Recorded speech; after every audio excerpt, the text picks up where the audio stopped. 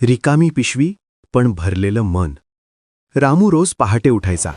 हातात फाटलेली पिशवी, पायात झिजलेली चप्पल. तो रेल्वे स्टेशन बाहेर कचरा वेचायचा. लोक त्याच्याकडे पाहायचे, पण कुणी थांबत नसे. एक दिवस सकाळी त्याला एका बाकावर एक म्हातारी आजी बेशुद्ध पडलेली दिसली. आजूबाजूला गर्दी होती, पण सगळे व्हिडिओ काढत होते. मदत कुणीच करत नव्हतं.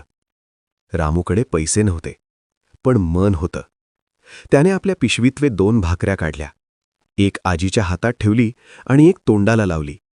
आजीचे डोळे उघडले. हळूच म्हणाली, "बाळा, देव तुला सुख देईल."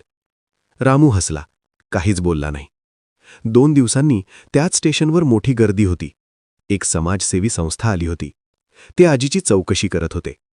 आजीने एकच वाक्य सांगितलं, "माझा जीव वाचवणारा मुलगा मला भेटायचा आहे."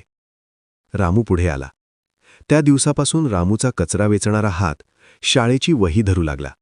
कारण गरिबी मोठी असते, पण माणुसकी त्याहून मोठी असते. आपल्या या चॅनलला लाईक करा, बेल आयकॉन दाबा, सबस्क्राईब नक्की करा. भेटूया पुढच्या व्हिडिओमध्ये एका नवीन कथा